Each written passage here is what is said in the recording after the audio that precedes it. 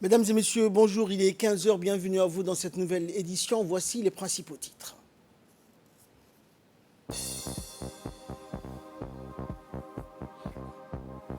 Distribution de la première tranche du parrainage des orphelins pour l'année 2021, c'était à l'hôpital Ar-Rahma ce matin.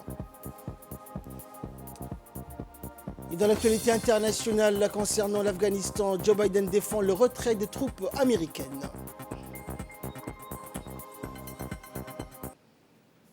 Bonjour à tous.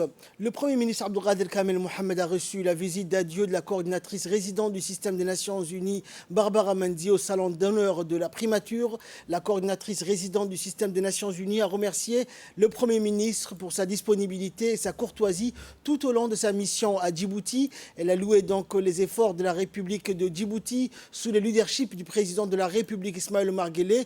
En effet, a poursuivi la coordinatrice Barbara Manzi, Djibouti étant championne dans l'atteinte des objectifs de développement durable. La rencontre avec le Premier ministre était aussi l'occasion de lui dresser le bilan de sa mission sous les cieux djiboutiens. Le Premier ministre s'est félicité de l'excellence des relations entre Djibouti et le système des Nations Unies et a souhaité bonne continuation dans ces nouvelles accréditations. En effet, Barbara Manzi a été nommée représentante résidente du système des Nations Unies au Burkina Faso.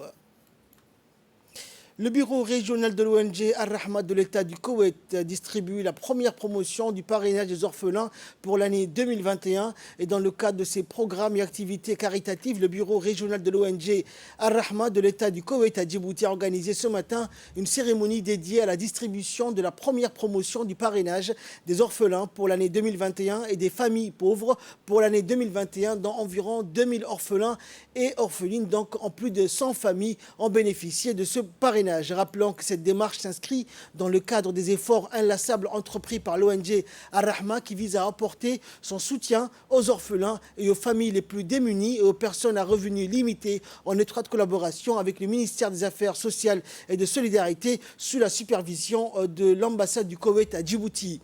Il convient de noter aussi que le bureau régional de l'organisation s'occupe d'environ 2600 orphelins, dont 600 orphelins reçoivent des soins de subsistance, d'éducation et de santé à l'intérieur du complexe Ar-Rahma de Balbala et dans la région d'Obok. Le directeur du projet, Almi Youssouf Taher, et le contrôleur du projet, Khaled Abou Harag, ont exprimé leurs remerciements et leurs appréciations aux donateurs de l'État du Koweït pour avoir fourni ce soutien financier aux segments vulnérables de la société.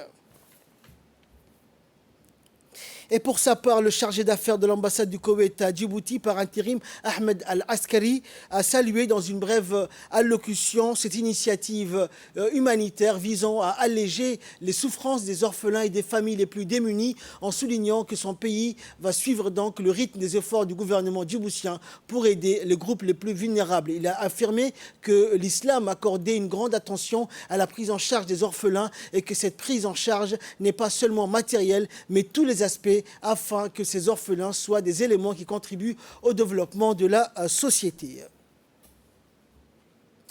Et pour sa part, le conseiller technique du ministre des Affaires sociales et des Solidarités, Mahmoud Bilé Ali, a souligné la grande responsabilité qu'incombe au maire des enfants orphelins en soulignant le soutien de son département avec l'ONG Ar-Rahma pour atteindre les objectifs fixés, au premier rang desquels la prise en charge des orphelins. Il a salué également les efforts inlassables déployés par le bureau régional de l'ONG Ar-Rahma pour accompagner le rythme des efforts du gouvernement avec sa tête, donc le président Ismaël Omar Guelleh, pour promouvoir le développement économique et social et améliorer les conditions de vie des segments les plus vulnérables de la société.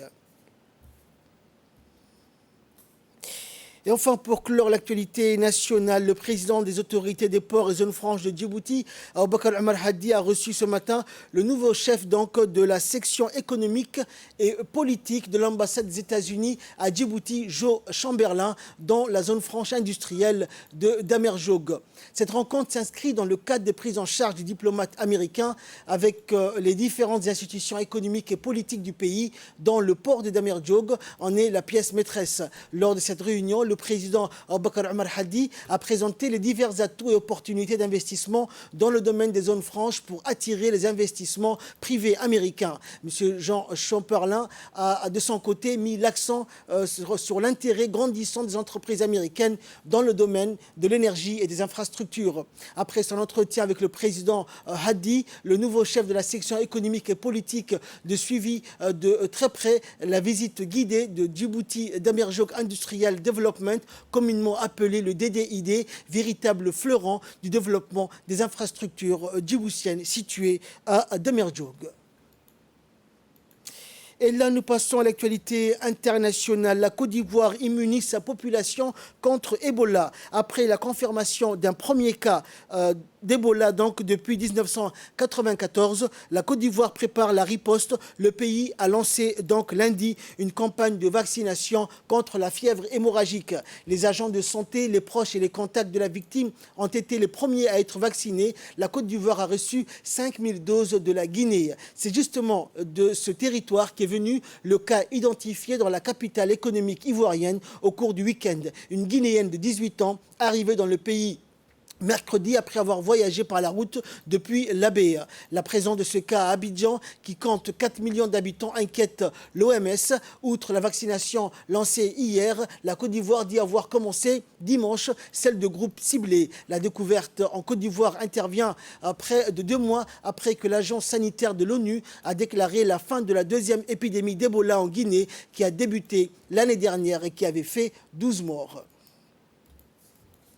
Et enfin, Joe Biden défend fermement le retrait des troupes américaines d'Afghanistan. 24 heures après le retour au pouvoir des talibans en Afghanistan, Joe Biden est sorti du silence hier soir. Ciblé par les critiques, le président américain a défendu fermement sa décision de retirer les troupes américaines du territoire afghan. Joe Biden a affirmé donc hier qu'une guerre encore plus longue en Afghanistan aurait profité à la Chine et à la Russie, deux pays qui se disent prêts à entretenir des relations avec les talibans. Mais face au chaos régnant, le locataire de la Maison-Blanche n'a pas non plus hésité à menacer les talibans de représailles si ces derniers venaient à perturber les opérations d'évacuation en cours à l'aéroport de Kaboul. Une importante communauté d'Américains d'origine afghane vit à San Francisco, aux États-Unis. Beaucoup craignent par la suite des événements. C'est une déception. La diaspora afghane n'a cessé de répéter aux dirigeants du monde entier que cette issue était inévitable, a souligné Aisha Wahab, maire adjointe de Hayward et première femme américaine d'origine afghane à être élue aux États-Unis. C'est la fin de ce journal. Merci de l'avoir suivi. Excellent après-midi sur Télé Djibouti.